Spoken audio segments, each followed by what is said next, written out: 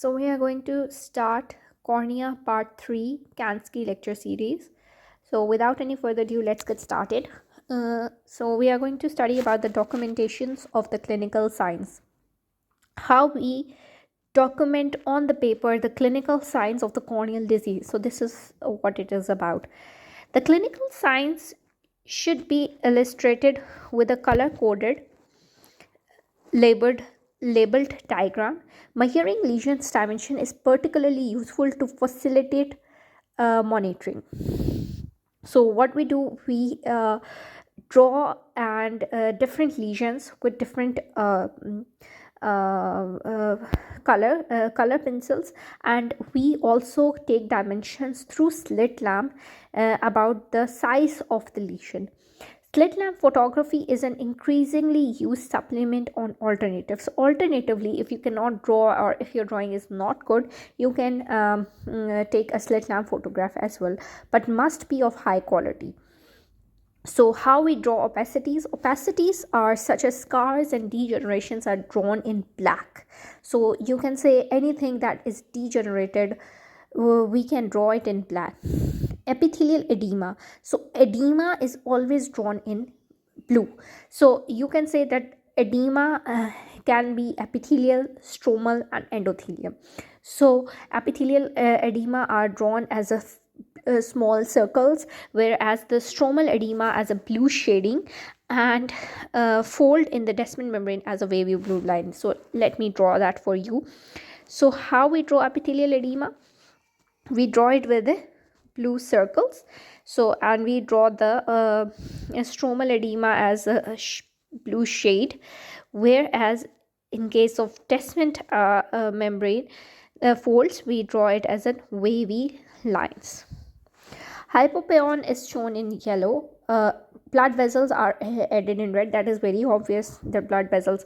So how we draw the superficial and deep is a trick. Superficials are wavy lines that begin outside the limbus, and deep vessels are straight that begins at the limbus. So superficial vessels are begin outside the limbus and they are wavy, whereas the deep vessels are radial and start at the limbus, not outside the limbus.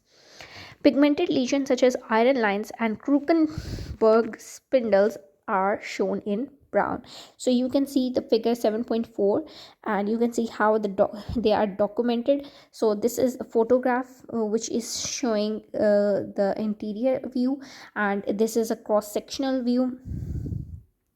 This is a cross-sectional view, and you can say that scar is drawn in black color, and you can see in the cross section where exactly the lesion is located. You can see the capes are drawn in yellow color, and pigments are also drawn in black color, and hypopaeon in yellow, and you can see the superficial vessels which begin outside the limbus and are wavy. So this is how we document the clinical signs of the corneal disease. Next is the specular microscopy. So specular microscopy is an investigation technique that is used to basically study the endothelium of the cornea. And how we do it? The specular microscopy is the study of the corneal layers under very high magnification, which is about 100 times greater than a slit lamp biomicroscopy. So it is 100 times greater. It is mainly used to assess the endothelium. So as I told you, basically it is to see how many cells of endothelium are. So basically we do it in cases of like a when there is an endothelial disease like Fuchs endothelial dystrophy. We can see that how many endothelial cells are left, and we decide that we have to do cataract surgery, or we can do for the triple procedure. It can be analyzed for cellular size, shape, density and distribution. So what we see in the specular microscopy is how the sizes of the cells, their shape, they are usually polygonal in shape, and how much dense they are and how they are distributed. The healthy endothelial cell is a regular hexagon, and the normal cell density in a young adult is about 3000 cell per millimeter square. So we have read this earlier. So normal cells are located, we have a picture 7.5a. You can see that there is a hexagonal cells and they are distributed. So this is a normal specular microscopy, whereas in B it is showing a gutates with the marks loss of endothelial. Mosaic pattern is like they are not hexagonal, there is derangement of the cellular shape. Now what is the physics behind it? Physics is when a light beam of a specular photomicroscope passes through the cornea, it encounters a very series of interface between the optically distinct region. Some light is reflected specularly like a mirror back toward the photomicroscope and form an image that can be photographed and analyzed. So you can see that this is a cornea. This is epithelium, this is stroma, and this is endothelium. So these are different interfaces. So when such light interact, it reflect back, and when it reflect at different phases, it form different pictures.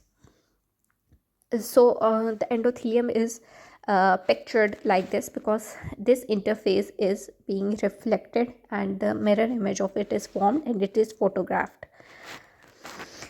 What are the indications? So we are going to study about the indications of the specular microscopy.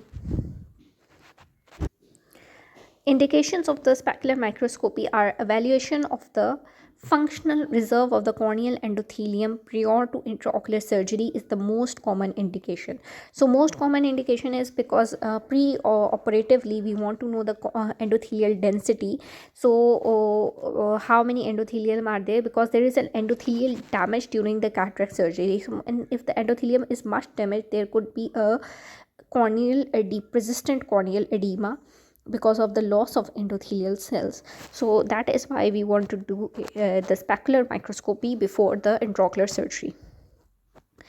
A clear cornea with normal thickness on pachymetry is not necessarily associated with more normal endothelial morphology or cell density. So what it is showing, that if the pachymetry is showing that cornea is of normal thickness, but it does not mean that endothelium is healthy. And if the even if the cornea is clear, it doesn't mean that endothelium are insufficient quantity. So it is very important to do it. Corneal edema is considerably more likely to occur with the cell density below 700 cells per millimeter square, but unlikely above the 1000 cells per mm square. So if the cells are about 700, so it is most likely that corneal edema is going to set after the surgery, and but if it is of 1000, then it is unlikely. At 500, there is a corneal edema at all cost. Now we are going to study about the, so next indication is, so one indication was preoperative evaluation of the cornea. Second is donor corneal evaluation, and how the donor corneal endothelium is very important, because after keratoplasty, if there is less endothelium, it may lead to the failure of the graft. To demonstrate pathology, particularly corneal guttate descent membrane irregularities and posterior polymorphous dystrophy. So any pathologies can also be demonstrated by this specular microscopy technique. So next is another investigations called corneal topography. Corneal topography is basically we map the surface of the cornea. We map the surface of the cornea and see that if there isn't any irregularity in the surface. Basically, like cornea is shaped like this. Cornea is shaped like this. It is a prolate shape, and if the cornea is very protruded enough, then it will show that it is an irregular cornea. Corneal topography is used to image the cornea by projecting a series of concentric rings of light on the interior surface, constituting a placido image. What is placido image? So basically it is a rings. So different light rings of different sizes are projected onto the cornea, and when they are reflected back, they are imaged. So this is placido image. Then the reflected light is analyzed using a computer software to produce a detailed surface map. And then, so when the placido forms a reflect the light on the cornea of different sizes and they are reflected back, then it is usually imaged. They are imaged in a computer, and then we see the detail map of the surface detail map. A major application is the detection and management of the corneal ectasias, principally keratoconus. So keratoconus is basically the protrusion of the cornea. So corneal topography detect if there is any protrusion if above the reference area. Screening for corneal ectasia is especially important prior to refractive surgery. So refractive in surgery is very important part for which we do corneal topography, because in corneal refractive surgery the cornea is made more thinned out. So if the cornea is already thin, it can cause it can lead to ectasia. Post LASIK ectasia, it is usually occur occasionally for contact lens fitting and to measure the corneal thickness. It also does also give the thickness of the cornea, which is known as pachymetry. Scheimpflug imaging is a new technology that may offer advantages in the topographic imaging. Interior segment OCT, optical coherence tomography, and ultrasound biomicroscopy can also be used to image the cornea. So these are other investigations technique for the corneal diseases. So principles of treatment. How do we treat any corneal disease? So first of all, we do control of infection and inflammation, promotion of epithelial healing. So this is our main targets are. Control of infection and inflammation, antimicrobial agents. So how we control the infection? We control it by the antimicrobial agents. How we control the inflammation? We use the topical steroid, and in some cases systemic immunosuppressive agents are also given to decrease the inflammation. Antimicrobial agent should be started as soon as preliminary investigations have been performed. The choice of agent is determined by the likely etiology according to the clinical finding. Broad spectrum treatment is generally used initially, with more selective agent introduced if necessary when the result of investigations are available. So basically we use any if there is a suspected corneal disease due to infection, we do culture and sensitivity and staining. But we do not wait for the infection to progress, so we start the broad spectrum antibiotics. Now, what is the role of steroid, and when to start? This is a very important question. So topical steroids should be used in caution, as they may promote replication of some microorganism. So in case of active infection, it may cause the replication of infection. So these are very used. So we use it if the antibodies start responding after 48 hours. We can start steroid if there is a lot of inflammation, but if we use it with very caution. And in viral disease, it is not recommended at all. Notably, herpes simplex virus and fungi and retard reparative processes such as reepithelialization. So steroid do not slows down the healing, so it retard the process of reepithelialization. So it is very used in a very cautious way. Nevertheless, they are vital in a range of conditions for the suppression of destructive vision compromising inflammation. But in the case of very high inflammation, we tend to use topical steroid. Systemic immunosuppressive agents are useful in some condition, particularly autoimmune diseases. So if an autoimmune disease is causing a corneal pathology, we use the systemic immunosuppressive agent, because it is a systemic disease that is causing. Now, promotion of epithelial healing. What to do to promote the epithelium healing? Reepithelialization is of a great importance in any corneal disease, as thinning seldomly progresses if the epithelium is intact. So basically our main aim should be to promote the epithelial healing, because if the epithelium is healed up, thinning will not progress, and we can prevent any kind of perforation.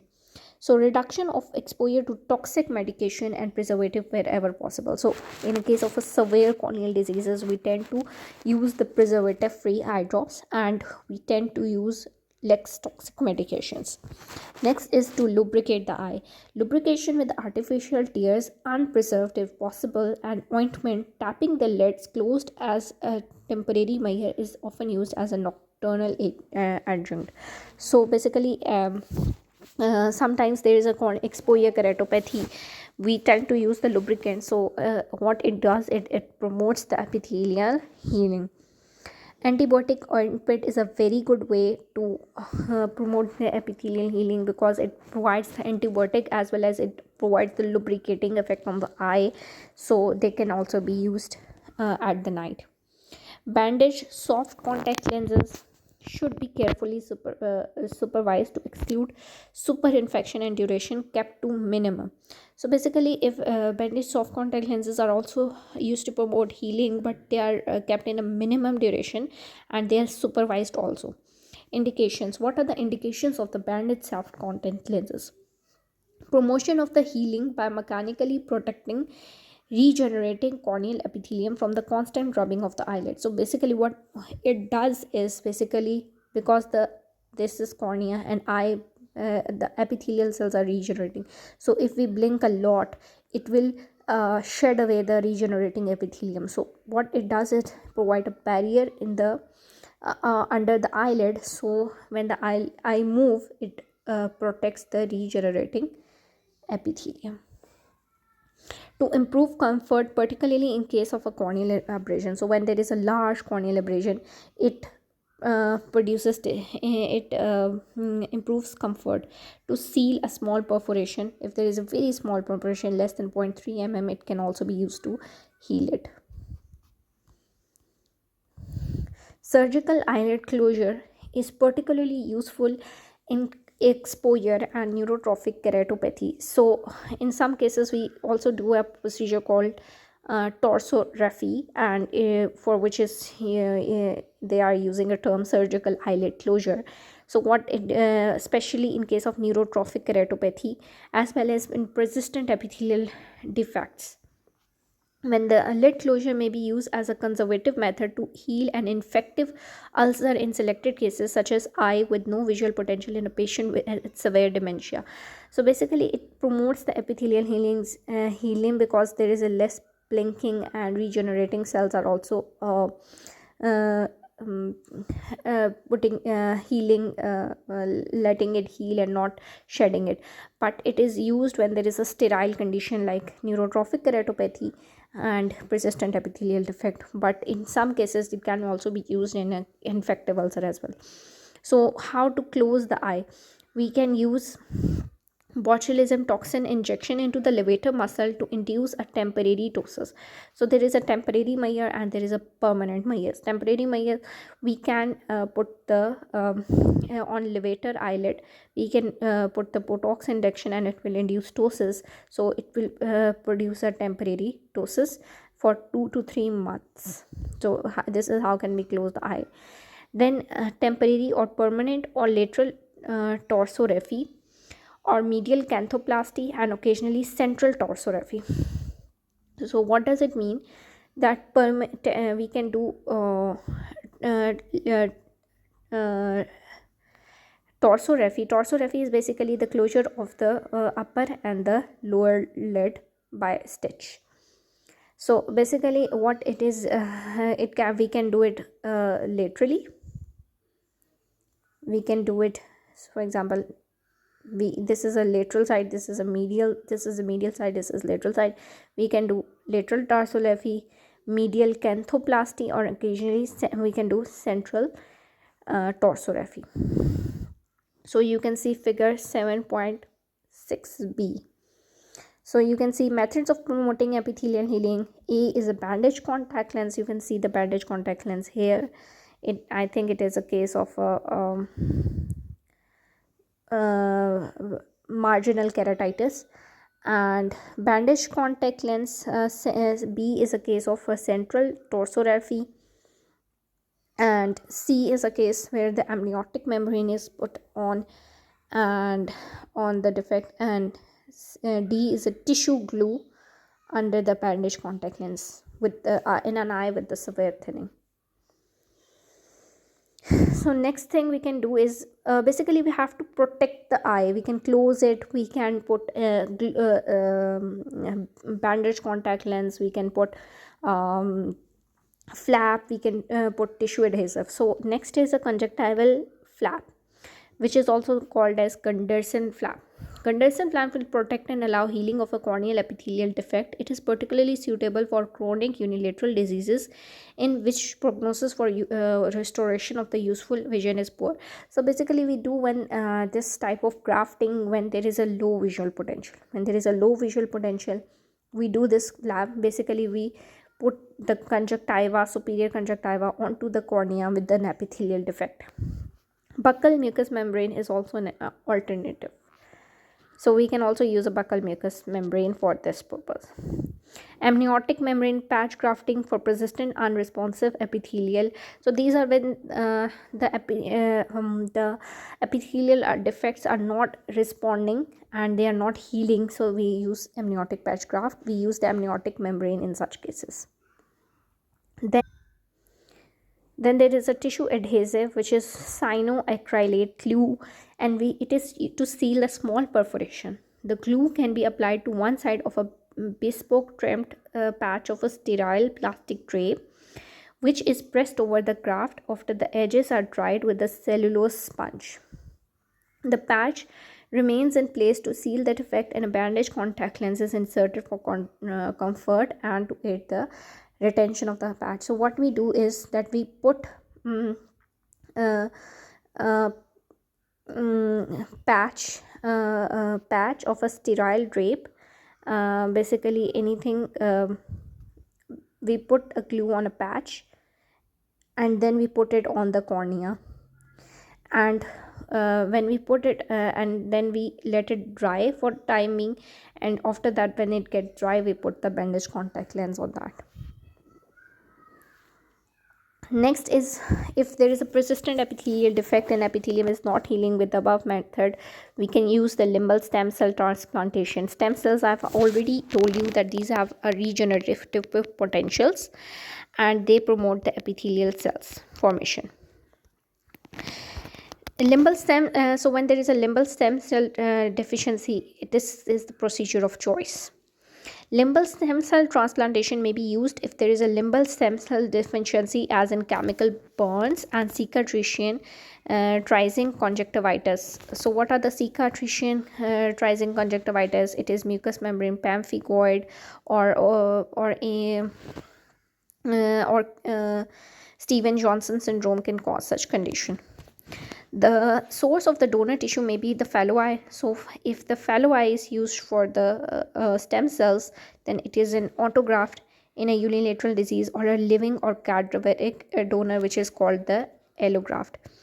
When both eyes are affected, a newer technique involves the in vitro replication of the patient own stem cell with subsequent reimplantation of the enhanced cell population. And then basically what we do, we take some stem cells from the patient and in vitro in a petri dish we replicate it. When there is enough stem cell, we then put it onto the cornea. Smoking retards epithelialization and should be discontinued. So smoking should be also asked and it should be discontinued if the patient is smoking. That is for the part 3 of the cornea. Thank you very much.